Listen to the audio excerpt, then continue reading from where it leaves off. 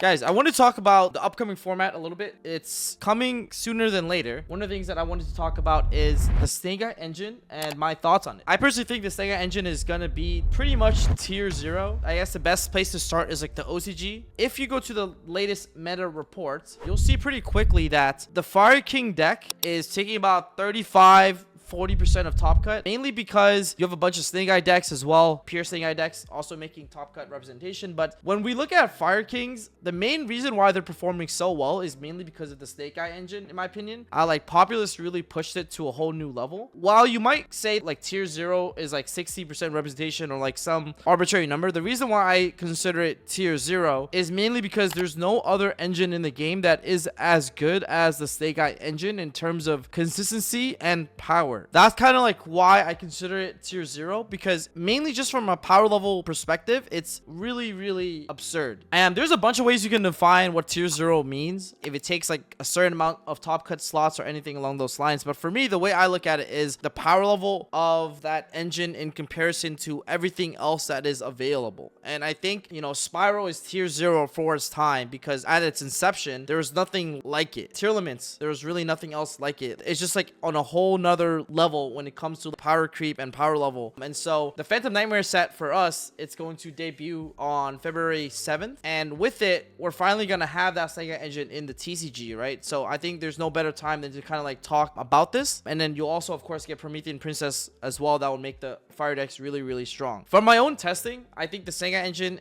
does way too much for modern Yu-Gi-Oh decks. We've seen like what the bootleg one Armageddon Knight combo does, but literally one Snake Eye Ash generates the same amount of card advantage, if not more, than what the one Armageddon Knight with the Soul Day does, right? And that combo plays like 20 million bricks. Snake Eye Ash has like basically no, like the reason why the engine is so broken is also the fact that the engine itself has no garnets. Every card in the engine is a card that is a starter or extender. And so if you don't believe me, let's kind of like take a quick look at the combo, right? So I'm gonna show you guys what one Snake Eye Ash does. All right, so this little bad boy over here.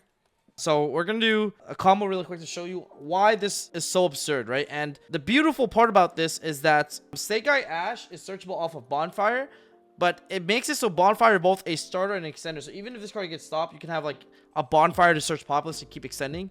So it's like so like annoying for that reason. But for the sake and purposes of today's video, we're just gonna go over what one Snake Eye Ash does uninterrupted, okay? So normal summon Snake Eye Ash. We're going to use the effect, and that's going to grab us Populous or Poplar in the TCG.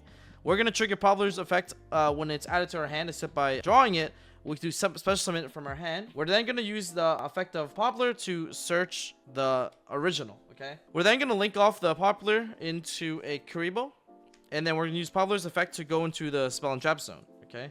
We're going to then activate the original Sinful Spoils to sack the Kuribo to summon a Ponix. Ponix effect is then going to trigger to add a Fire King Spell and Trap card from our deck to our hand, which is going to be the Sanctuary. We're then going to play the Sanctuary to then put the island in the Spell and Trap Zone. And then we're going to activate Snake Eye Ash to send itself for the cost alongside Populous to special summon the Flameberg Dragon. Okay. We're then going to declare the effect of Island to destroy the Ponix, allowing us to add a Fire King monster from our deck to our hand, which is going to be Garunix. Garunix is then going to trigger itself to summon itself from the hand and then activate the effect to destroy a Kirin from the deck. When Kirin is destroyed, it can bring back a Fire King monster from the grave or the hand and then non-target destroy a card on the field. That effect to destroy is actually optional.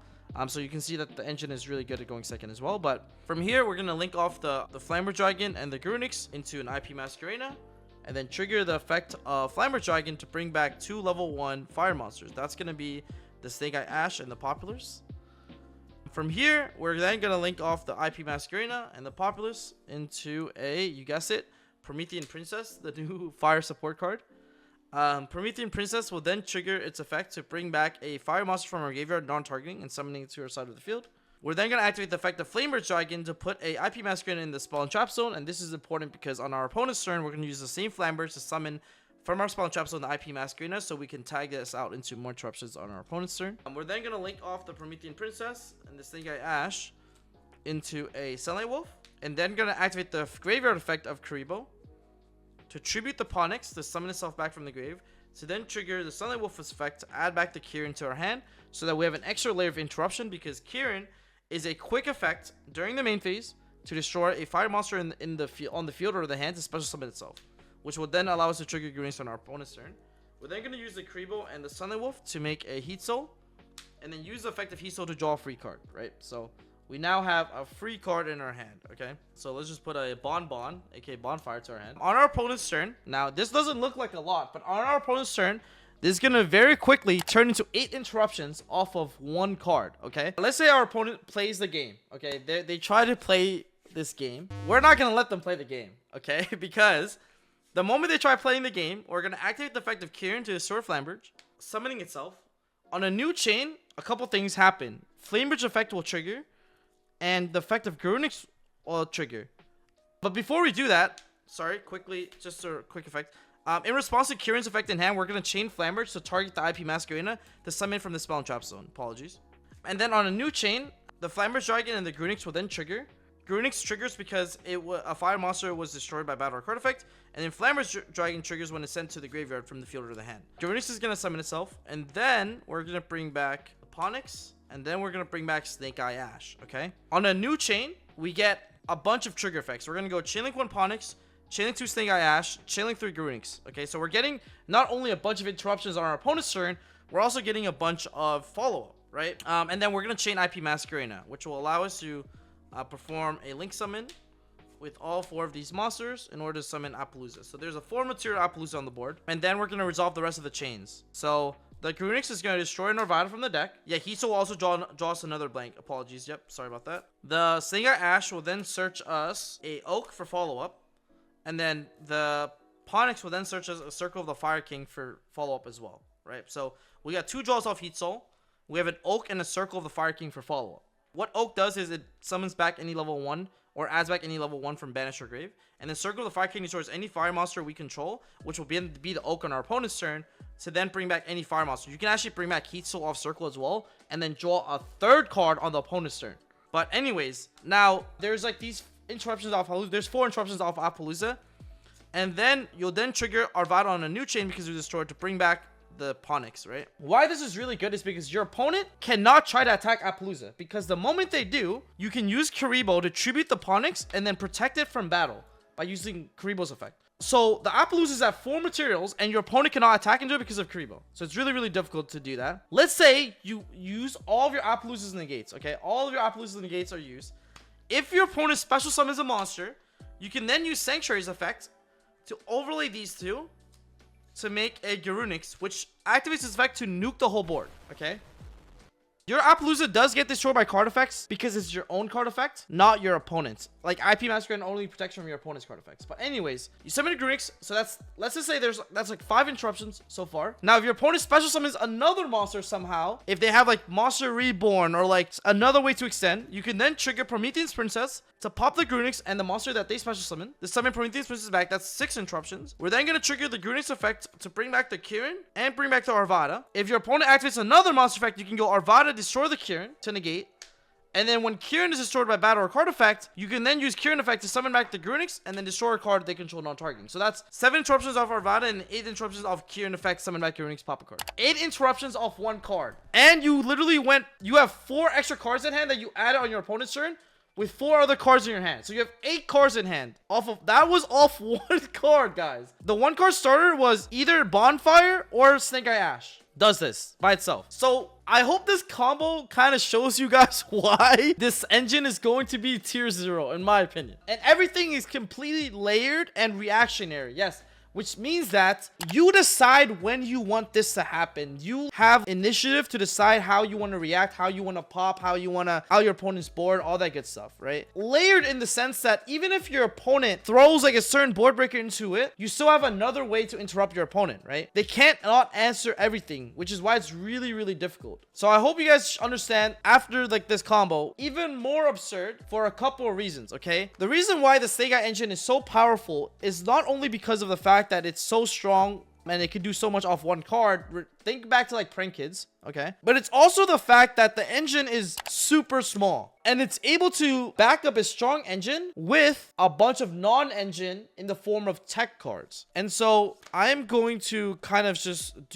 show you guys that right now, the entire Snake Eye engine is only 10 cards. The entire Wanted engine, the Witch engine, is 7 cards. And the entire Fire King engine is 10 cards. Which means that you have about, if I did my math right, 16 cards for non-engine. And it's true. You can literally play 15 hand traps on top of the deck, right? So we will still have to see the results from YCS Costa Rica and YCS Vegas, but I'll say that my prediction is this: that 70% of top slots will be utilizing the Snake Eye engine. It could be Fire King, it could be the Pure deck, it could be all this stuff, whatever. And I do understand people's sentiment, right? It kind of does suck because for a lot of players who don't want to play fire decks, it really feels like you don't have a choice. And I do think that there are other like options that can maybe contest the deck, but I feel like because of how strong the deck is, I don't see it lasting a long time, because I feel like Konami historically don't really want a long tier 0 format. The deck honestly really does remind me of tier elements, and I think it is scary since I do believe that the majority of the player base will not like the tier 0 format. From my perspective, like I play every format. If I'm correct, then this will be the second tier 0 format that I am a part of. I don't know, let me know your thoughts, guys. Do you think this deck will be tier 0? Do you think like the archetype, the engine will be tier 0? If it's not tier 0, what other decks do you think will be on the same tier 1 power level? My personal opinion is that I think tier was, like, if I'm not mistaken, tier was hit in 6 months. I see Kraus in the chat talking about it, and I think the same will definitely happen if the Sinful Fire King deck becomes tier 0 as well. In the OCG, the deck did not get hit at all, and I feel like in the OCG, everyone's super raging about the deck right now. But when I say Snake Eye engine, I'm talking about like not just Fire King, I'm talking about the Fire King deck, the pure Snake Eye deck, and the Rescue deck. I'm talking about the fact that those decks all utilize Popular and all utilize Bonfire and all utilize the Snake Eye engine. So it's almost kind of like absurd, like how strong it is already. Yeah, I just honestly think that it's gonna be definitely concerning for a lot of players. And let me know what you guys are gonna be playing if you're not playing this. Hope you guys enjoy this quick little discussion video in the combo as well. And I'll see you guys in the next one. Don't forget to subscribe. Peace.